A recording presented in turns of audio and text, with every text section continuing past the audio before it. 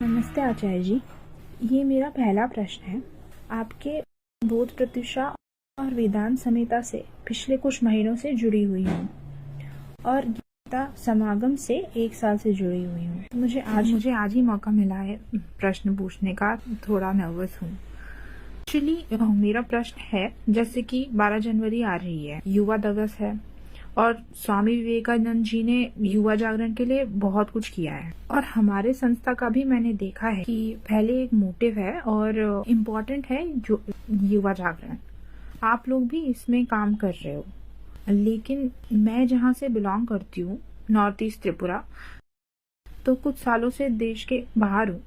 पिछले साल मैं गई थी वहाँ पे, तो मैंने देखा कि वहाँ का हाल अभी ऐसा है कि बुक स्टोर्स में हम जाते हैं तो वहाँ पे ऐसे दूसरी किताब तो छोड़ दीजिए, टेक्स्ट बुक्स भी नहीं मिलती हैं। एक बुक खरीदते हैं 3-4 बच्चे, लेकिन उन सबके पास वो लोग स्क्रीन टाइम बहुत ज्यादा हो गया है बच्चों का, और वो लोग मोस्टली ज्यादा एक्टिव रहते हैं इंस्टाग्राम फेसबुक में। वो बुक ज्यादा नहीं पढ़ते। तो जो स्टोर वाले थे वो मुझसे बोल रहे थे कि आप दूसरे बुक्स यहाँ पर मत ढूंढो, क्योंकि हमारा बिजनेस अभी बहुत ही घाटे में जा रहा है। एक लाइब्रेरी थी हमारे स्टेट में, वो लाइब्रेरी भी अभी बंद होने के कतार में है और मैंने देखा है कि बहुत सारे बच्चे ड्रग्स एडिक्ट हो रहे हैं हमारे स्टेट में, और 16-17 साल के बच्चे हैं जो ड्रग्स एडिक्शन में जा रहे हैं, क्लब में जा रहे हैं। मैं हॉस्पिटल गई थी वहाँ पर, तो मैंने देखा कि वहाँ पर नॉर्मल पेशेंट से ज्यादा ड्रग एडिक्ट पेशेंट्स ज्यादा है। तो ऐसा क्यों हो रहा है कि बुक से ज्यादा दूर जा रहे हैं बच्चे? इसलिए ये मानसिक विकार है, उनका मानसिक जो प्रॉब्लम हो रहा है वो बुक से दूर जाने की वजह से हो रहा है, या क्या हो रहा है? हाँ, मतलब जब बुक एक होती है तो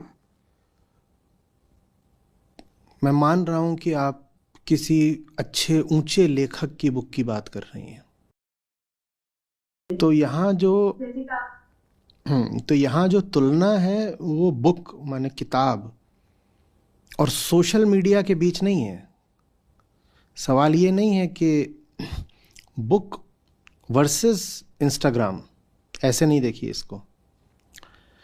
इसको ये देखना है कि बुक माने एक ऊंचा आदमी, ऊंचा लेखक। हम उम्मीद कर रहे हैं कि हम अच्छी किताबों की बात कर रहे हैं। तो बुक का अर्थ होता है एक ऊंचा इंसान, एक ऊंचा इंसान जो अपने शब्दों के माध्यम से, किताब के माध्यम से आप तक पहुंच रहा होता है जब आप उसकी पुस्तक पढ़ती हैं। तो ठीक है, तो बुक माने क्या हुआ? एक ऊंचा आदमी। अगर आप एक किताब पढ़ रहे हो तो आप किसी ऊंचे व्यक्ति की संगति में हो। और इंस्टाग्राम वगैरह का क्या मतलब हुआ? कोई छिछोरा इन्फ्लुएंसर, मोए मोए, ठीक?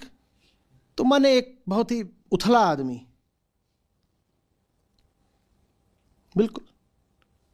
तो अब जो ये पूरी चर्चा है, इसको बुक वर्सेस इंस्टाग्राम से हटा करके ले आइए ऊंचे व्यक्ति की संगति बनाम छिछोरे की संगति। बुक माने ऊंचे व्यक्ति की संगति और इंस्टाग्राम माने छिछोरे की संगति। तो अब जब छिछोरे की संगति करोगे तो फिर जो कुछ भी होना है, पागलपन भी छाएगा, ड्रग्स है वो भी होगा, समाज में अपराध भी बढ़ेंगे और जुवेनाइल डेलिंक्वेंसी भी बढ़ेगी और जितने तरीके की चीज़ें होती हैं।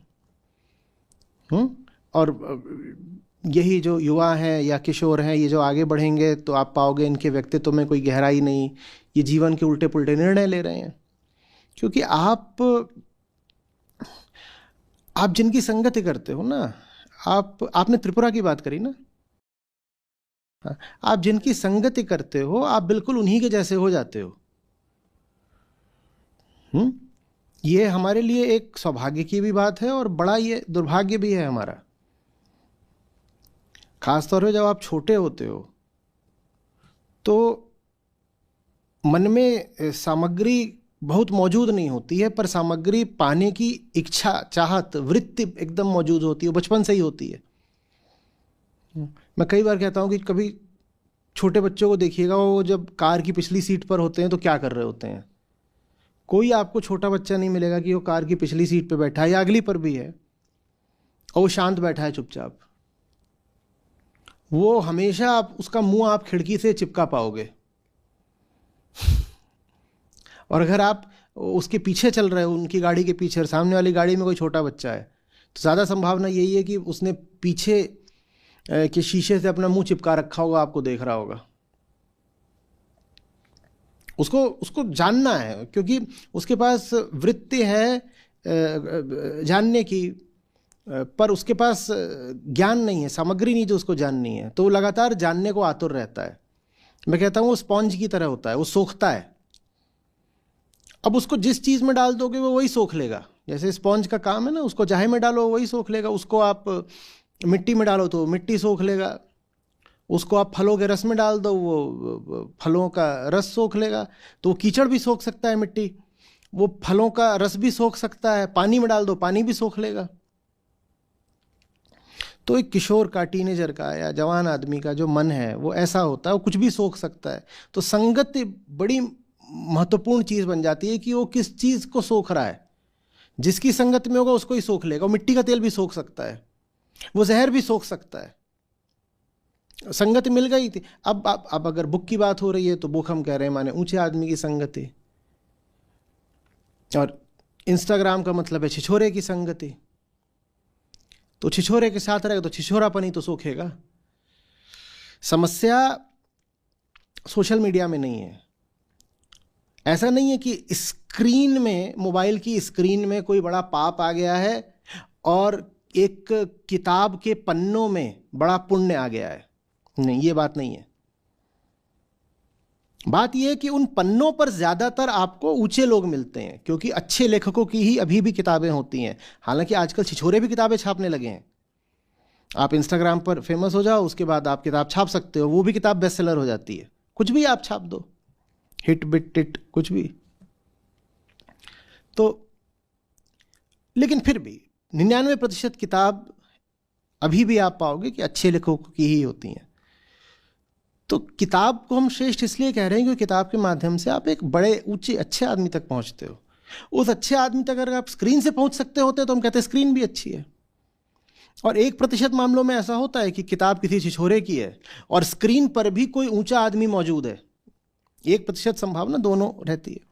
लेकिन 99% आप यही पाओगे कि किताबें माने लेखक अच्छा है, बुद्धिमान है, और उसने अपने जीवन की सारी समझ, सारी गंभीरता, सारा प्रेम एक किताब में निचोड़ के आपको दे दिया है।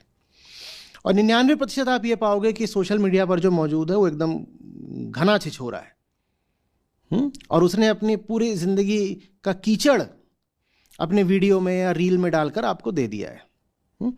1% सोशल मीडिया पर भी कोई मिल सकता है साफ सुथरा कुछ, और 1% आपको किताब में भी छिछोरा मिल सकता है। उस 1% की हम बात नहीं कर रहे। संगति बहुत बहुत जरूरी चीज है। अब ये सस्ता डेटा और किताब बिक नहीं रही तो किताब महंगी हो रही है। तो एक तो ऐसे ही पढ़ने का मन नहीं करता है।